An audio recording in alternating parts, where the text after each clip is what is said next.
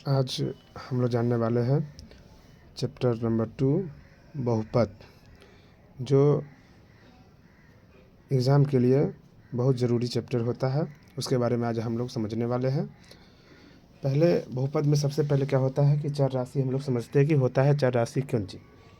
तो चर राशि लिखने का मतलब होता है कि ABCD वाला जो भी अक्षर होता है, ABCD वाला जो भी अक्षर रहता है उसको हम लोग क्या कहते हैं, चर राशि। यानी लिख सकते हैं हम लोग ABCD वाला अक्षर, ABCD वाला अक्षर को चर राशि कहते हैं। चर राशि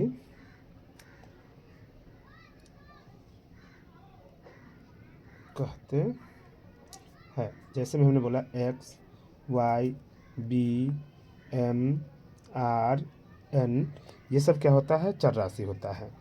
फिर हम लोग समझने वाले हैं अचर राशि। तो अचर राशि होता क्या है कि गिनती के संख्या जो भी होता है, गिनती के संख्या को अचर राशि कहते हैं। जैसे में 1, 2, 3, 4, 5 डॉट डॉट डॉट डॉट कहीं तक भी ले जा सकते हैं। फिर आता है बहुपद। चलिए पहले गुणांक हम लोग समझ जाते हैं कि गुणांक किसे कहते हैं, क्योंकि यहाँ से गुणांक सब्जेक्टिव पूछा जाता है। तो गुणांक कहने का मतलब होता है जिस चर राशि का गुना, जिस चर राशि को जिस अंक से गुना किया जाता है, या जिस काट दीजिएगा, चर राशि को, चर राशि को जिस अंक से गुना किया जाता है उसे गुणांक कहते हैं। चलिए एग्जाम्पल से समझते हैं। एग्जाम्पल हमने पूछा, जैसे हमने सवाल दिया 5x² x प्लस में 9। अगर पूछा जाए कि x² का गुणांक कितना है, x² का गुणांक क्या होगा, तो हम लोग देखेंगे कि x² को किस अंक से गुना किया जा रहा है, तो 5 से, तो इसका गुणांक क्या हो जाएगा, 5 हो जाएगा। ठीक है। फिर आते हैं हम लोग घात। घात किसे कहते हैं? तो प्रत्येक बहुपद में क्या होता है कि प्रत्येक बहुपद में जो पावर होता है, ये हम लोग लिखेंगे कि सर जी सबसे बड़े पावर वाले को, सबसे बड़े पावर जो ऊपर लिखा रहता है, सबसे बड़े पावर को क्या कहते हैं, घात कहते हैं। घात कहते हैं। जैसे में एग्जाम्पल हमने लिखा कि 5x³ plus 6² minus 9x plus 2। अगर इसमें घात पूछा जाता है तो घात अगर बोला जाए कि सर देखो कि सबसे बड़ा पावर जो है, जो ऊपर लिखा हुआ सबसे बड़ा पावर कितना है, तो हमने देखा कि 3 है, तो इसका घात कितना कहलाएगा, 3 कहलाएगा। ठीक है। एग्जाम्पल एक दो और ले लेते। जैसे हमने दूसरा एग्जाम्पल लिया कि 9a5 प्लस 5a² प्लस में 3a। तो यहाँ सबसे बड़ा पावर कितना है, 5 है, तो क्या कहने का मतलब घात क्या कहलाएगा, 5 कहलाएगा। तो इसमें हम लोग समझते हैं कि रूट में, नोट लिखते हैं, बहुत ज़रूरी है। अगर चर राशि रूट में रहे तो घात जो होता है, घात कितना कहलाएगा, 1/2 कहलाएगा। जैसे में हमने लिखा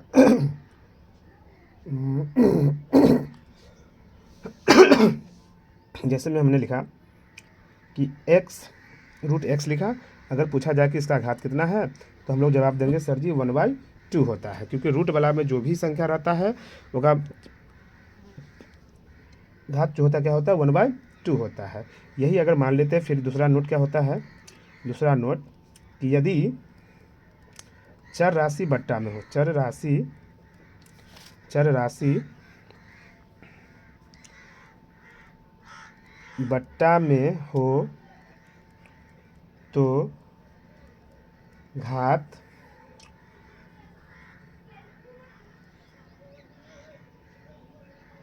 -1 होता है। एग्जाम्पल जैसे मैंने लिखा कि 1/x, तो 1/x, तो x के पावर तो कुछ नहीं है, तो कुछ नहीं पावर आता तो क्या होता है, 1 होता है, तो इसका घात क्या कहलाएगा, एकर -1 कहेगा। अगर एग्जाम्पल दूसरा अगर हम लेते हैं, हमने लिखा कि 1/x², है ना, 1/x², तो इसका पावर जो घात जो कहलाएगा, घात कितना कहलाएगा, 2 कहलाएगा, क्योंकि जो पावर में रहता है ना वो माइनस में चला जाता है। ठीक है, अब हम लोग समझते हैं कि घात के आधार पर बहुपद के प्रकार। पांचवा, घात के आधार पर बहुपद के प्रकार कितने होते हैं, तो बोलेंगे सर जी 3 होते हैं। कितने, 3। इससे ज़्यादा होता है, लेकिन पूर्ण रूप से क्या है, हम लोग 3 जानते हैं। पहला क्या होता है, एक घाती, जिसको हम लोग रैखिक भी कहते हैं, इसे क्या बोलते हैं हम लोग, रैखिक भी कहते हैं। दूसरा होता है द्विघाती, द्विघाती बहुपद।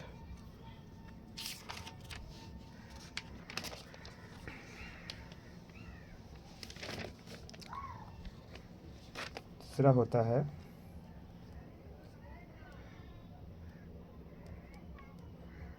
त्रिघाती बहुपद।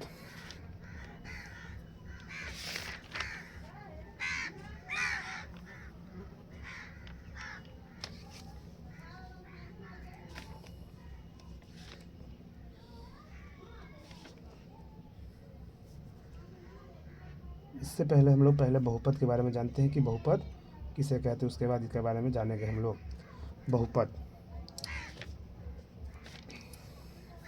तो बहुपद कहने का मतलब होता है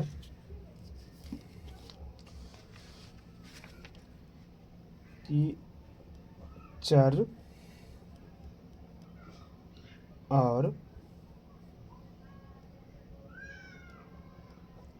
अचर राशि के समूह को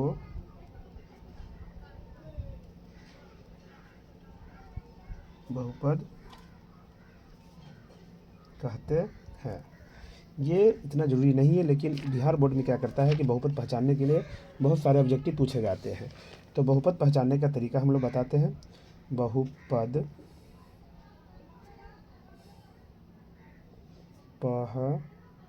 जानने का तरीका, पहला कि पावर जो रहता है, जिसको हम लोग घात कहते हैं, पावर माइनस में नहीं होना चाहिए, पावर माइनस में नहीं होना चाहिए। जैसे हमने बोला कि 5x क्यों बहुपद है, तो ये बहुपद नहीं है। दूसरा, चर राशि यानी ABCD वाला अक्षर, चर राशि रूट में नहीं होना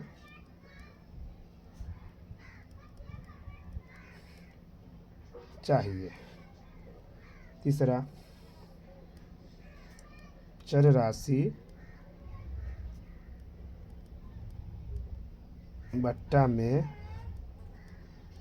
नहीं होना चाहिए। दोनों का एग्जाम्पल में, जैसे हमने बोला कि चर राशि रूट में जैसे हमने बोला कि 5x² और यहाँ पर हमने 3√x कर दिया, तो ये तो √x चर राशि है, जो कहने का मतलब रूट में है, अर्थात यह बहुपद नहीं होगा, यह बहुपद नहीं होगा। फिर चर राशि अगर बट्टा में होता है, जो तीसरा का एग्जाम्पल ले रहे हैं हम लोग, अगर चर राशि बट्टा में, जैसे हमने लगा कि 5x² x + 1/x कर दिए, तो यहाँ बट्टा में किए ना, तो चर राशि तो बट्टा में आ गया। हम लोग जानते हैं, इधर हम लोग जाने हैं कि बट्टा के पावर क्या होता है, माइनस। बहुपद में क्या होता है कि पावर माइनस में नहीं होना चाहिए, तो ये बट्टा में है, चर राशि बट्टा में है, तो बहुपद ही नहीं कहलाता है। चलिए, बहुपद पहचानने के यहाँ से बहुत सारा ऑब्जेक्टिव पूछा जाता है।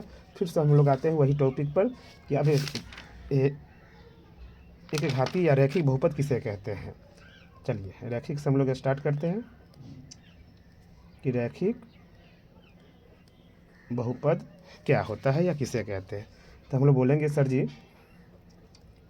कि जिस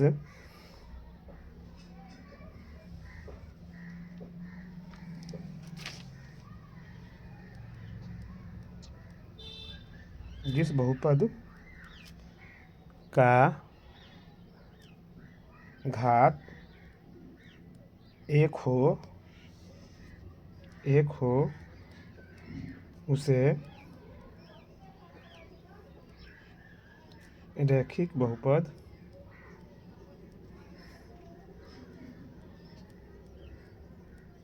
कहते हैं।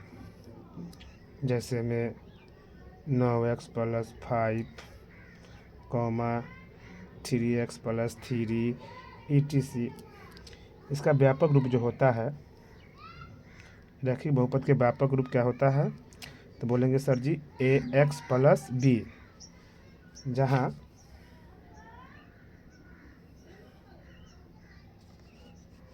a बराबर नहीं 0 होता है। फिर आते हैं हम लोग द्विघात बहुपद के इधर।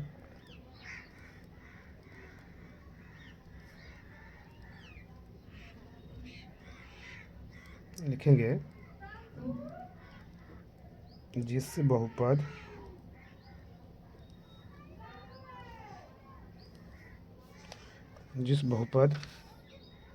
का घात 2 होता है उसे द्विघात बहुपद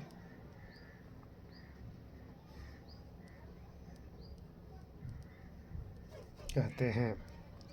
जैसे में 2x² + 5x + 6, 8x² + 5x + 5, 3x + 5x² + 9। अब हम लोग समझेंगे द्विघात बहुपद के व्यापक रूप। तो द्विघात बहुपद के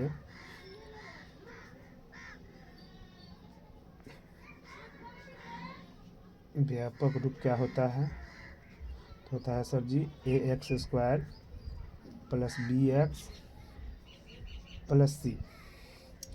नोट,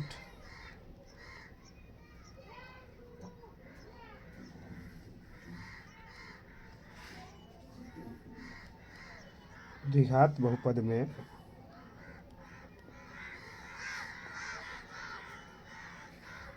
दो शून्यक होते हैं। कितने शून्यक होते हैं, ये ऑब्जेक्टिव है। द्विघात बहुपद में कितने शून्यक होते हैं, तो 2 शून्यक होते हैं। पहला होता है अल्फ़ा, दूसरा क्या होता है, बीटा। तो अगर पूछे कि द्विघात बहुपदों में शून्यकों की संख्या कितनी होती है, तो हम लोग जवाब देंगे सर जी द्विघात बहुपद में शून्यकों की संख्या कितनी होती है, तो 2 होती है। पहला क्या होता है अल्फ़ा, दूसरा क्या होता है बीटा। यदि अल्फ़ा बीटा दिया हो तो पहले हम लोग क्या करते हैं कि शून्यकों का योग कहता है अगर, तो शून्यकों का योग कहने का मतलब होता है कि शून्यक तो हमारा अल्फ़ा और बीटा है, तो शून्यकों का योग कहने का मतलब होता है कि अल्फ़ा + बीटा। और अल्फ़ा + बीटा का फॉर्मूला क्या होता है, तो हम लोग बोलेंगे सर जी -b, अब बट्टा में क्या होता है, a होता है। फिर अगर कहें कि शून्यकों का गुणनफल, तो हम लिखेंगे कि शून्यकों का गुणनफल, कहने का मतलब होता है कि शून्य का अल्फा बीटा है तो अल्फा गुने बीटा बराबर क्या होता है सी बट्टा में ए। यदि अल्फा बीटा दिया हो तो, यानी अल्फा बीटा शून्यक हो तो, अल्फा बीटा शून्यक हो तो द्विघात बहुपद के व्यापक, द्विघात बहुपद की जो होता है, द्विघात बहुपद क्या होता है, तो a into x square minus alpha plus beta into x plus क्या होता है अल्फ़ा बीटा। चलिए अब हम लोग समझते हैं त्रिघात बहुपद।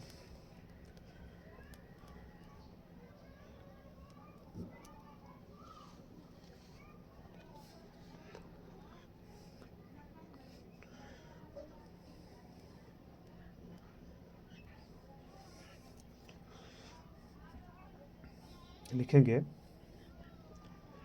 कि जिस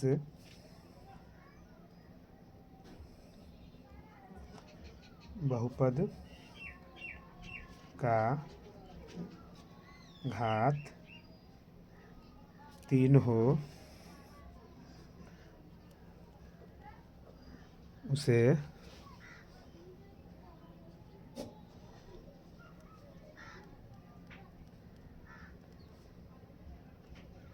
त्रिघात बहुपद कहते हैं। जैसे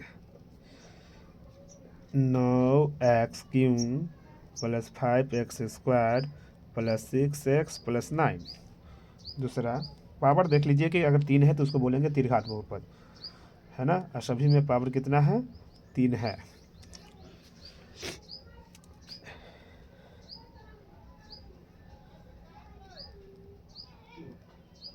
त्रिघात बहुपद के व्यापक रूप क्या होता है,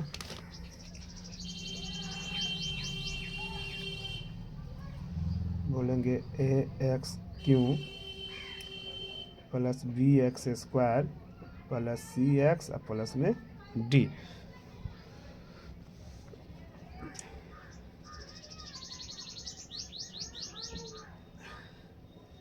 त्रिघात बहुपद में 3 शून्यक होते हैं, 3 शून्यक होते हैं। पहला क्या होता है अल्फ़ा, दूसरा होता है बीटा और तीसरा होता है गामा, यानी अल्फ़ा बीटा और गामा। अगर कह दे शून्यकों का योग, शून्यकों का योग,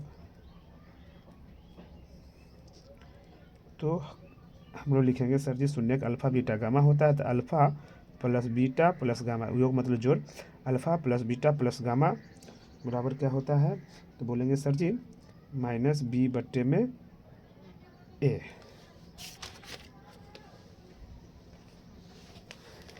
फिर अगर कहते हैं शून्यकों को 2-2 करके योगफल, शून्यकों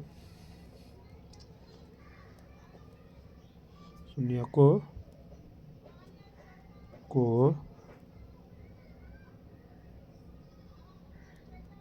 2-2 करके योगफल, 2-2 करके योगफल, तो हम लिखेंगे एक हो जाएगा अल्फ़ा बीटा, एक हो जाएगा बीटा गामा, एक हो जाएगा गामा अल्फ़ा बराबर क्या हो जाएगा, तो सी बटा में ए हो जाएगा। फिर शून्यकों का गुणनफल अगर कहे, शून्यकों का गुणनफल कहे तो हम लिखेंगे अल्फ़ा गुने बीटा गुने गामा, क्या हो जाएगा, तो हो जाएगा dy माइनस डी बटे में ए। यदि शून्यक अल्फ़ा बीटा गामा हो तो त्रिघात बहुपद बराबर फॉर्मूला होगा a into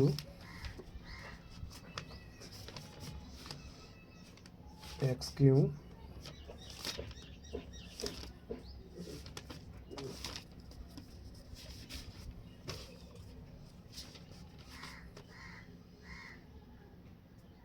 minus alpha plus beta plus gamma into x square